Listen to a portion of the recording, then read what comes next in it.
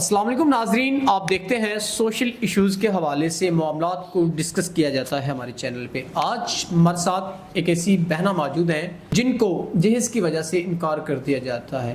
پتہ نہیں کتنی بہنیں ایسی ہوں گی جن کو جہیز جیسی لعنت کی وجہ سے ان کے رشتے رہ جاتے ہیں۔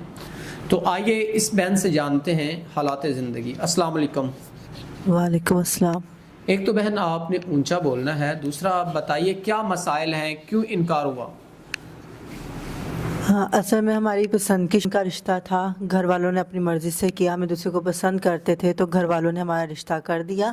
لیکن جب رشتہ ہوا، شادی کے قریب دن آئے تو جس سے میری منگنی ہوئی تھی تو ان کے گھر والے جو تھے، جیسے کہ ان کی بہن اور ان کی والدہ نے ہمارے منگیتر سے کہا کہ آپ وہاں سے جہیز کی ڈیمانڈ کریں۔ انہوں نے ہم سے کہا کہ آپ اپنے گھر والوں سے جہیز کا کہیں کہ وہ ہمیں سامان دیں۔ تو ناظرین، یہاں ایک بات بڑی سوچنے والی ہے کہ ان کو بھی سوچنا چاہیے تھا۔ اگر یہ کسی کی بیٹی تھی تو وہ خود بھی تو کسی کی بیٹی ہیں، کل کو ان کے بھی رشتے ہونے تھے۔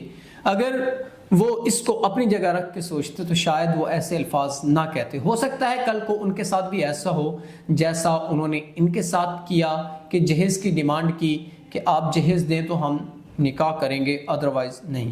غریب کی غربت ہمیشہ اس کی کمزوری رہی ہے اور اس کو دھتکار دیا جاتا ہے اس زمانے میں غربت کی وجہ سے۔ تو اب آپ کیا چاہتی ہیں؟ اگر کوئی ایسا انسان جو آپ کے معاملات کو ٹیکل کر سکے، تمام طرح ضروریات پوری کر سکے اور جہیز کی ڈیمانڈ نہ کر سکے، تو کیا آپ ان سے نکاح کی خواہش مند ہیں؟ جو آج کی صورتحال ہے اس کو تو دیکھ کر یہ نہیں لگتا کہ کوئی بھی بنا جہیز کے کسی سے بھی شادی کرے گا۔ آج کے وقت میں سب کو یہی ہے کہ ہمارے پاس آئے، جتنا آ سکتا ہے ہم کسی سے جتنا لے سکتے ہیں لیں۔ اگر واقعی ہمیں 20% بھی اگر کوئی ایسا ملتا ہے تو یس ہم کر لیں گے۔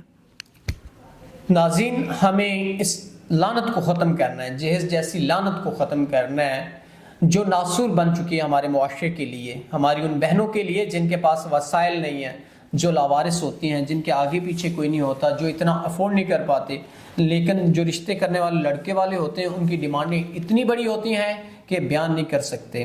تو امید کرتے ہیں کہ اس لعنت کو ختم کرنے کے لیے آپ اپنا کردار ادا کریں گے۔ اسی کے ساتھ اپنے میزبان نواب احمد کو دیں اجازت۔ خدا حافظ۔